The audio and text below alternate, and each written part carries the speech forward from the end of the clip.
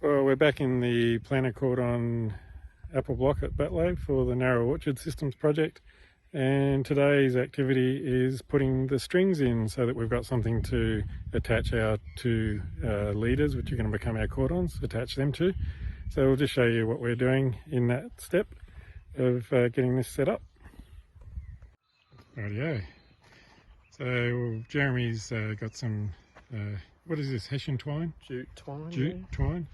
And for length we've worked out we need roughly 2 wingspans, 2 human wingspans worth.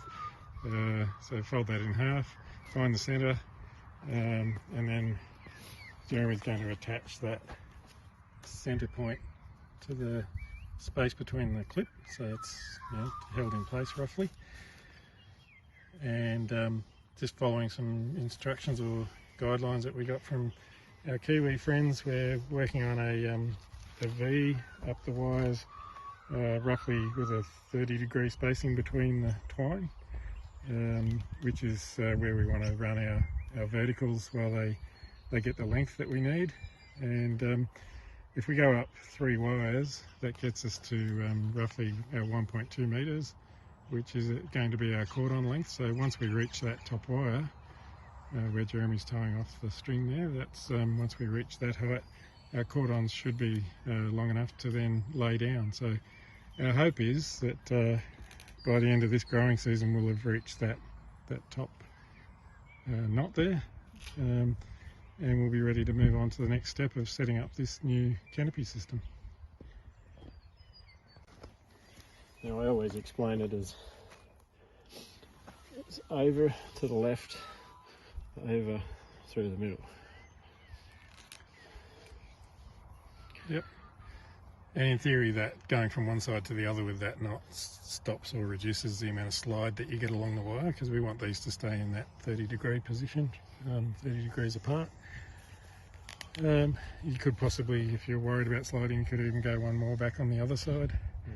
But these seem to be holding pretty well. Finish off with an extra hitch. Yep. And what we might do now is just have a look at how we're doing some of the initial attaching of the early shoots to the string using the tape gun. You can. Oh. Alright, so on our last video we showed that we were actually keeping more than 2 shoots so that we could see what was going to happen with the growth, and some of the advice that we've received from people that have done this in the past is that the top shoots have more of a propensity to snap out when you start doing things with them, or go to lay them down. So at this step where we're just tying our leaders to the string, we're making a decision and choosing the 2 that we're going to move forward with. And so one of these 2 at the top, Jeremy's picked the easy one, which is coming off down below, so that's now attached with the tape now. When it works. We had staples, Kevin. We had staples. Doesn't it always happen? Technology. Didn't clear up where we left off. Yes, let's pick up where we left off. Yep. So I don't think we need to explain how you use a tape gun. Most people would have seen them before. They're pretty self-explanatory, but they basically just use a bit of plastic tape to hold the tree in place with a staple, and it's just enough to keep our shoots going on the straight and narrow, if you like. And so we've got that 3rd shoot at the back that we're no longer going to need, so we'll take that out. Happy with that. Let's actually snip him out. Yeah, it's up to you. I've been thumbing them off because we don't need it to grow again. again. We don't want it to regrow, so we don't want to leave any. We're probably good to get things in as well. Yeah, you can tidy that other little shoot up. And yeah, because this was one of our feathered trees, and it's turned out quite good. So that shoot's come off that. Yeah. So which is actually stronger than the one that's come off the top. Yeah, so it's not bad outcome, good learning. So yeah, that's where we're up to.